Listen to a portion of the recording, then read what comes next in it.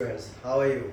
I'm Nitesh Gupta again going to give you lecture on hydrogen bonding today.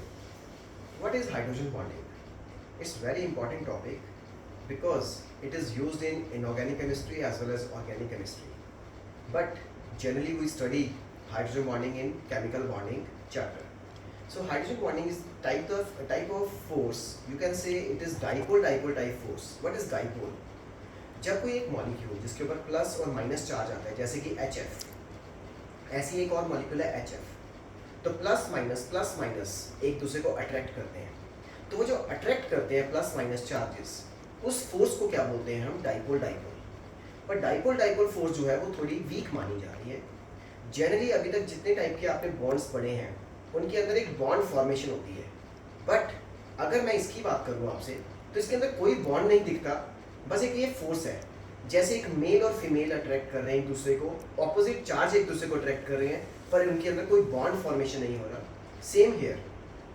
अब इसी dipole dipole को हम hydrogen bonding का नाम दे देते हैं। वो तब देते हैं जब जो मॉलिक्यूल्स एक दूसरे को अट्रैक्ट कर रहे हैं उनमें से एक H है हाइड्रोजन, और दूसरी जगह है फ्लोरीन, ऑक्सीजन और नाइट्रोजन। अगर इन तीनों में से कोई भी एक है फ्लोरीन, ऑक्सीजन और नाइट्रोजन, आप फोन करके याद रखो, और दूसरी तरफ है हाइड्रोजन, तो तब जो प्लस और माइनस वाली फोर्सेस होती हैं उसको हम डाइपोल डाइपोल के अलावा हाइड्रोजन बॉन्डिंग का नाम देते हैं। So yes Isha, you got it? Yes, sir.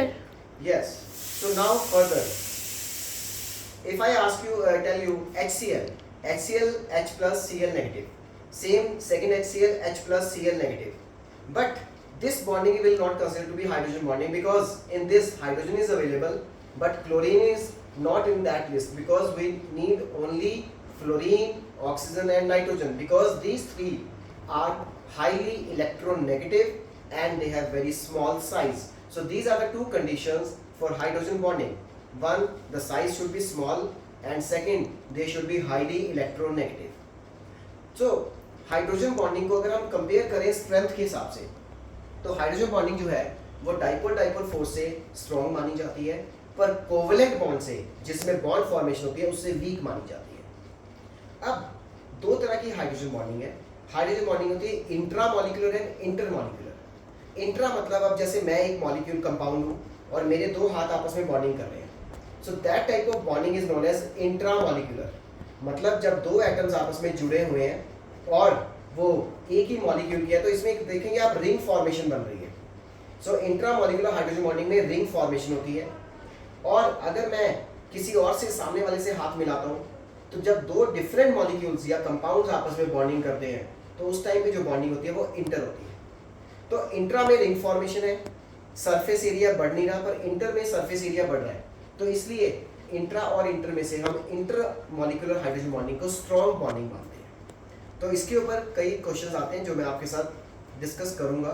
तो there are two type of hydrogen bondings, intra molecular, that is the bonding between atoms of the same molecule, and second intermolecule, that is bonding between the atoms of different molecules, that is intermolecular, and out of this intermolecular is considered to be strong. अगर मैं further बात करूं आपसे hydrogen bonding के फायदे क्या हैं, hydrogen bonding के बहुत फायदे हैं डेली रूटीन में। सबसे पहले सॉल्युबिलिटी। अब अगर हम बात करें, आपने अल्कोहल और वाटर को कभी मिक्स करते देखा होगा, तो अल्कोहल और वाटर जब मिक्स होते हैं वो एक दूसरे के साथ इस तरह से मिक्स हो जाते हैं जैसे वो एक दूसरे के लिए ही बने हुए हैं। उसका रीज़न क्या है? क्योंकि अल्कोहल के अंदर जो ऑक्सीजन पार्ट है और वाटर का जो हाइड्रोजन पार्ट है, they start bonding with each other, form hydrogen bond. So you can say hydrogen bond का इतना फ़ायदा है कि वो सॉल्युबिलिटी, दो चीज़ों को आपस में एक दूसरे के साथ मिक्स करता है। Second, viscosity. अगर मैं आपसे बात करूँ, सर्दियों में आप ग्लिसरीन यूज़ करते हैं, ग्लिसरीन जो है वो काफ़ी गाढ़ा होता है। विस्कस, उसका रीज़न क्या है? क्योंकि जो ग्लिसरीन का फॉर्मूला जब आप देखेंगे, ग्लिसरॉल CH2OH CHOH CH2OH, इन सब को मैं स्ट्रक्चर्स को आपको कभी बोर्ड पर भी समझाऊंगा। तो hydrogen oxygen hydrogen oxygen hydrogen oxygen, तो आप ये देखेंगे एक ग्लिसरॉल के मॉलिक्यूल में 3 हाइड्रोजन बॉन्ड्स बन रहे हैं। कहाँ तो मैं एक के साथ एसोसिएट कर रहा हूँ, कहाँ 2-3 हाइड्रोजन बॉन्ड से वो एसोसिएशन इतनी स्ट्रॉन्ग हो जाती है कि वो उसकी जो लिक्विडिटी या फ्लूइडिटी है, फ्लो उसका रिस्ट्रिक्ट हो जाता है, तो इसलिए वो गाढ़ा होता है, विस्कस होता है।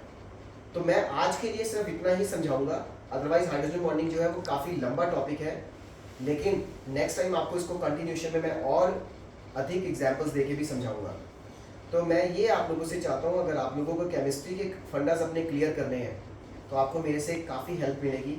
आप मेरे को डाउट्स भेजें, any doubt I will solve that doubt. And second thing, आपको कभी भी किसी टॉपिक के ऊपर लेक्चर चाहिए, you just send a request. You will find chemistry very easy because chemistry is all based on the tricks, and I have number of tricks which helps in solving the questions. So kindly, I can now request this thing, kindly click on the bell so that when I put the new videos, so you can get it, and also subscribe my channel. Thank you very much. Thanks, Mira.